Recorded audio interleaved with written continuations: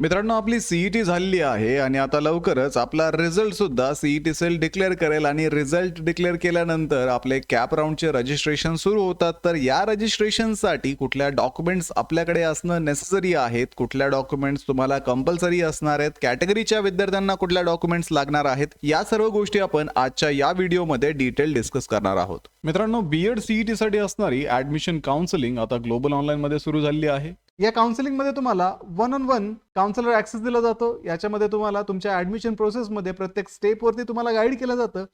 तुमचे पर्सेंटाईल पाहून तुम्हाला कुठल्या कॉलेजला ऍडमिशन घेण्याची अपेक्षा आहे आणि तुम्हाला कुठलं कॉलेज भेटू शकतं याविषयी आमचे काउन्सिलर तुमच्यासोबत डिस्कशन करतात. तसेच तुमच्या कॅप राऊंड मध्ये जे कॉलेज सिलेक्शन असतं ते सिलेक्ट करण्यासाठी प्रिव्हियस इयरचा कॉलेजचा कट ऑफ अनालाइज करून तुम्हाला एक कॉलेजची लिस्ट दिली जाते. तसेच विद्यार्थी मित्रांनो, डॉक्युमेंट व्हेरिफिकेशन असेल आणि कुठल्या राऊंड मध्ये तुम्ही ऍडमिशन फायनल करायला पाहिजे याचा डिसिजन देणं असेल, या सर्व गोष्टी या काउन्सिलिंग मध्ये आमचे काउन्सिलर करतात. तर ही काउन्सिलिंग जॉईन करण्यासाठी तुम्ही स्क्रीनवरती दिलेल्या नंबरवरती व्हॉट्सअप करू शकता किंवा कॉल करून काउन्सिलिंग विषयी इन्क्वायरी सुद्धा करू शकता. तर मित्रांनो, इथे पहिली जी डॉक्युमेंट आहेत, अशा डॉक्युमेंट आहेत या की जनरल सगळ्यांनाच या डॉक्युमेंटची गरज पडते आणि या डॉक्युमेंट्स ज्या आहेत त्या सगळ्या कॅन्डिडेट्सला ऍप्लिकेबल आहेत. त्या डॉक्युमेंट आपण सुरुवातीला पाहूयात. त्याच्यानंतर कॅटेगरी स्पेसिफिक डॉक्युमेंट आपण पाहणार आहोत. तर सगळ्यात पहिलं म्हणजे तुमची फोटोग्राफची स्कॅन कॉपी इथे तुम्हाला लागणार आहे. फाईल साईज इथे 20 KB ते 50 KB पर्यंत लागते. त्याच्यानंतर फॉर्मॅट जो आहे फोटोचा तो JPEG किंवा JPG फॉर्मॅटमध्ये हा फोटो लागतो. त्यानंतर विद्यार्थी मित्रांनो, तुमच्या सिग्नेचरची इमेज इथे लागते. सिग्नेचर ही व्हाईट पेपरवरती ब्लॅक किंवा ब्ल्यू पेनने करावी लागते आणि त्याची फाईल साईज 10 ते 20 KB पर्यंत आणि फॉर्मॅट JPG किंवा JPEG लागतो. म्हणजे हे जे दोन गोष्टी आहेत तुम्हाला तिथे अपलोड करायचे आहेत. तर इथे ऍक्च्युली तुम्हाला सगळेच डॉक्युमेंट जे आहेत ते अपलोडच करावे लागतात. कुठेही हार्ड कॉपी तुम्हाला नेऊन द्यायची नाही. ज्यावेळेस कॅप राऊंड आपले सुरू होणार आहेत, कॅप राऊंड सुरू झाल्यानंतर कॅप राऊंडचे फॉर्म सुरुवातीला येतात. तर कॅप राऊंडसाठी रजिस्ट्रेशन करताना तुम्हाला या सगळ्या गोष्टी तुमच्याकडे रेडी ठेवणं महत्वाचं आहे. पहिलं झालं फोटोग्राफ, दुसरं झालं सिग्नेचर. त्याच्यानंतर SSCचे जे मार्कशीट आहे ते तुम्हाला इथे लागतं. जर तुम्ही CBSE, ICSE, IGCSE, IB अशा बोर्डामधून जर उत्तीर्ण असाल तर तुम्हाला तिथे मार्कशीटची एक PDF बनावी लागते. त्याच्यानंतर मार्कशीट सोबत तुम्हाला कन्व्हर्जन सर्टिफिकेट सुद्धा इथे अटॅच करावं लागतं. तर हे कन्व्हर्जन सर्टिफिकेट सेल्फ अटेस्टेड लागतं. तर याची फाईल साईज ही मॅक्सिमम 500 KB पर्यंत लागते आणि फॉर्मॅट जो आहे तो PDF फॉर्मॅट लागतो. त्याच्यानंतर HSCचं जे मार्कशीट आहे तेही इथे तुम्हाला लागेल. जर तुमची 12वी ह्या CBSE, ICSE सारख्या बोर्डमधून झाल्या असतील तर तुम्हाला तिथे कन्व्हर्जन सर्टिफिकेट द्यावं लागतं. त्याच्यानंतर ते सेल्फ अटेस्टेड असावं आणि मार्कशीट सोबत ते कन्व्हर्जन सर्टिफिकेट जे आहे ते स्कॅन करून तुम्हाला एक PDF बनवावी लागते. ती 500 KB पर्यंत असावी. त्याच्यानंतर विद्यार्थी मित्रांनो, डिग्रीचं जे मार्कशीट आहे ते तुम्हाला लागतील. सेमिस्टर किंवा इयरली पॅटर्न असेल तर तुमच्या सगळ्या सेमिस्टरचे किंवा इयरली मार्क जे आहेत ते तिथे विथ कन्व्हर्जन सर्टिफिकेट अटॅच करावे लागतात. तर आता तुम्हाला हे जे कन्व्हर्जन सर्टिफिकेट जे आहे ते अनेक्झर DM मध्ये मिळेल. ते तुम्हाला CETचं जे नोटिफिकेशन येईल कॅप राऊंडचं त्याच्यामध्ये तुम्हाला ते अनेक्झर मिळेल. त्याची प्रिंट आउट काढून सेल्फ अटेस्टेड करून तुम्हाला ते अपलोड करावं लागेल. आता या सगळ्या गोष्टी तुम्हाला एका सिंगल PDF मध्ये द्याव्या लागतील. त्याच्यानंतर CGPA किंवा GPA या फॉर्म मध्ये तुमचा जर स्कोर मेन्शन असेल तर तुम्हाला तेही कन्व्हर्जन सर्टिफिकेट इथे जोडावं लागतं. ते पण 500 KB पर्यंत असावं आणि फाईल फॉर्मॅट जो आहे तो PDF असावा. त्यानंतर पुढचं महत्त्वाचं डॉक्युमेंट म्हणजे ऑनलाईन CET ऍप्लिकेशन फॉर्म. तुम्ही जी CET दिली आहे त्याच्यासाठी जो ऍप्लिकेशन फॉर्म तुम्ही भरला होता त्याची प्रिंटआउट तुमच्याकडे असेल तर तो ऍप्लिकेशन फॉर्म PDF स्वरूपात इथे सबमिट करावा लागतो. त्याच्यानंतर पुढे तुमचा जो CETचा जो स्कोर कार्ड येईल, आता रिझल्ट लागल्यानंतर तुमच्या लॉगिन मध्ये तुम्हाला ते स्कोर कार्ड डाउनलोड करता येईल. ते स्कोर कार्ड जे आहे तेही तुम्हाला कॅप राऊंडच्या अगोदर रजिस्ट्रेशनसाठी अपलोड करावं लागतं. त्यानंतर डोमिसाइल सर्टिफिकेट और proof of birth in Maharashtra. तर या सर्टिफिकेट पैकी कुठलंही एक सर्टिफिकेट तुम्हाला द्यावं लागेल ज्याच्यावरती तुमचा जन्म महाराष्ट्रामध्ये झाला आहे हे क्लिअर होईल.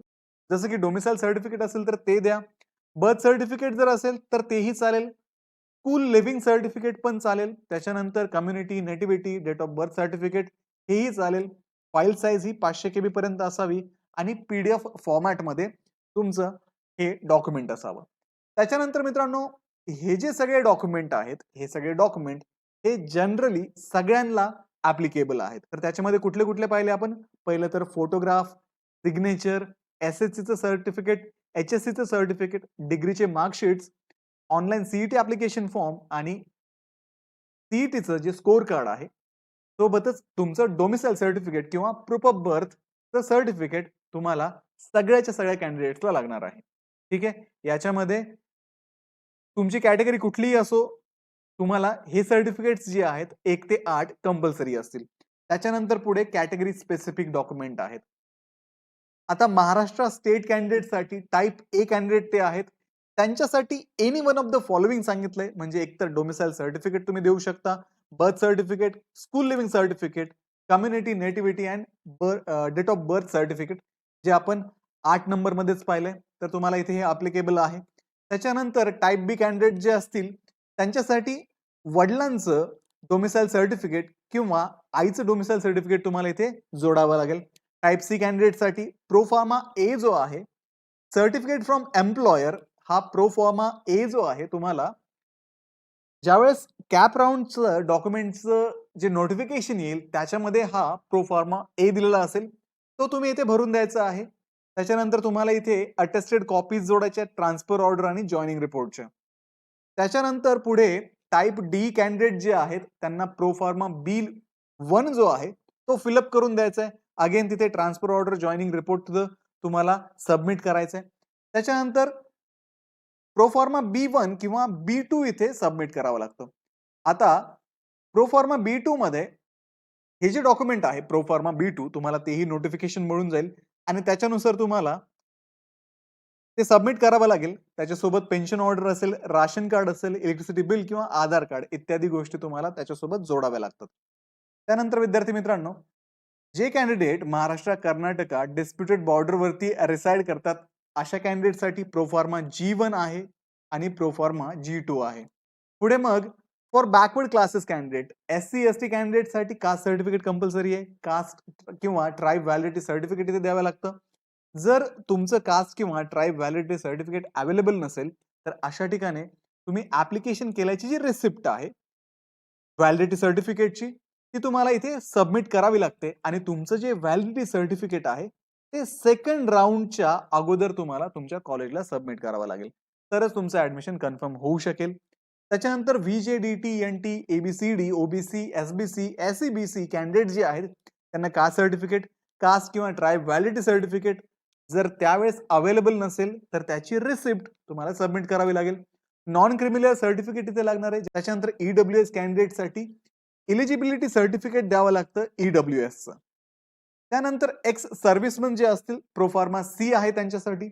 ऍक्टिव्ह डोमिसाइल्स डिफेन्स कॅन्डिडेट त्यांच्यासाठी प्रोफॉर्मा C आहे. Active non domicile defence candidate त्यांच्यासाठी प्रोफॉर्मा C, D किंवा E इथे सबमिट करावा लागतो. हे प्रोफॉर्मा सगळे तुम्हाला नोटिफिकेशन मध्येच भेटतील. त्याच्यानंतर पर्सन विथ डिसॅबिलिटी जे असतील त्यांच्यासाठी मेडिकल सर्टिफिकेट देणं कंपल्सरी आहे. सिव्हिल सर्जन कडनं किंवा अप्रूव्ड मेडिकल बोर्ड कडनं ते मेडिकल सर्टिफिकेट आलेलं असावं. त्याच्यानंतर त्याच्यासोबत तुम्हाला डोमिसाइल, बर्थ सर्टिफिकेट किंवा स्कूल लिव्हिंग सर्टिफिकेट द्यावं लागतं. तुम्ही महाराष्ट्रामधले आहात हे प्रूव्ह करण्यासाठी. त्याच्यानंतर Jammu and Kashmir migrant candidate असतील तर त्यांच्यासाठी प्रोफॉर्मा आहेत JKL. त्यांच्यापैकी जे तुम्हाला ऍप्लिकेबल असेल ते इथे द्यावं लागेल. त्यानंतर मायनॉरिटी कॅन्डिडेटसाठी डोमिसाइल सर्टिफिकेट फ्रॉम महाराष्ट्र ते आपण सुरुवातीलाच 8 नंबर मध्ये देत आहोत. सोबत तुम्हाला प्रोफॉर्मा O द्यावा लागतो. त्याच्यामध्ये डिक्लेरेशन असतं तुमच्या रिलिजियस किंवा लिंग्विस्टिक मायनॉरिटीचं. त्याला ऑप्शन म्हणजे तुम्ही स्कूल लिव्हिंग सर्टिफिकेट सुद्धा सबमिट करू शकता. आता ऑर्फन कॅन्डिडेटसाठी रिजनल डेप्युटी कमिशनर कडनं तुम्हाला सर्टिफिकेट सबमिट करावं लागेल वुमन इन चाइल्ड डेव्हलपमेंट डिपार्टमेंटचं. त्यासाठी ऑर्फन सर्टिफिकेट इथे सबमिट करणं कंपल्सरी असेल. त्यानंतर आता हे जे डॉक्युमेंट आहेत, आता मोस्ट ऑफ द स्टुडंट जे असणार आहेत ते टाइप ए कॅटेगरीमध्ये येणार आहे. त्याच्यामुळे तुम्हाला हे प्रोफॉर्मा जे आहे ते ऍडिशनल सबमिट करण्याची गरज नाहीये. तुम्हाला डोमिसाइल सर्टिफिकेट सबमिट करावं लागेल. त्यानंतर तुमचे जे सगळे डॉक्युमेंट आहेत ते स्कॅन्ड असावेत, वाचण्यायोग्य असावे आणि PDF फॉर्मॅटमध्ये असावे. तुमचा फोटो आणि सिग्नेचर ही फक्त JPG किंवा JPG फाईल फॉर्मॅटमध्ये लागते. फाईल साईज तुम्हाला फोटोची 20 ते 50 KB पर्यंत, सिग्नेचरची 10 ते 20 KB पर्यंत, इतर डॉक्युमेंट तुम्ही जे अपलोड करणार आहात ते जवळ-जवळ 500 KB पर्यंत तुम्ही इथे अपलोड करू शकता. त्याच्यानंतर जिथे-जिथे तुम्हाला सेल्फ अटेस्टेशनसाठी विचारलं जाईल, तिथे तुम्हाला सेल्फ अटेस्टेड ते डॉक्युमेंट करावे लागतील.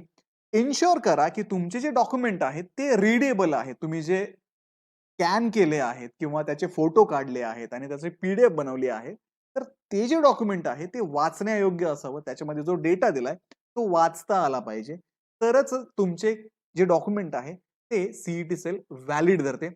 अदरवाईज तुमचे ते डॉक्युमेंट तिथे इनव्हॅलिड ठरतात. म्हणजे ही तुमची जबाबदारी आहे. तुमचे डॉक्युमेंट क्लिअर असावे, वाचण्यायोग्य असावे. तर विद्यार्थी मित्रांनो, अशा पद्धतीने या डॉक्युमेंट्स आपल्याकडे असणं गरजेचं आहे आणि या डॉक्युमेंट जर आपल्याकडे असतील तरच आपल्याला कॅप राऊंडला रजिस्टर करता येईल आणि आपलं ऍडमिशन सुद्धा होईल. आणि मित्रांनो, या सर्व ऍडमिशन प्रोसेसमध्ये तुम्हाला गाईड करण्यासाठी ग्लोबल ऑनलाईन मध्ये ऍडमिशन काउन्सिलिंग आता सुरू करण्यात आलेली आहे. या काउन्सिलिंगमध्ये तुम्हाला 1-on-1 काउन्सिलर ऍक्सेस दिला जातो. याच्यामध्ये तुम्हाला तुमच्या ऍडमिशन प्रोसेसमध्ये प्रत्येक स्टेपवरती तुम्हाला गाईड केलं जातं. तुमचे पर्सेंटाईल पाहून तुम्हाला कुठल्या कॉलेजला ऍडमिशन घेण्याची अपेक्षा आहे आणि तुम्हाला कुठलं कॉलेज भेटू शकतं याविषयी आमचे काउन्सिलर तुमच्यासोबत डिस्कशन करतात. तसेच तुमच्या कॅप राऊंडमध्ये जे कॉलेज सिलेक्शन असतं ते सिलेक्ट करण्यासाठी प्रिव्हियस इयरचा कॉलेजचा कट ऑफ अनालाइज करून तुम्हाला एक कॉलेजची लिस्ट दिली जाते.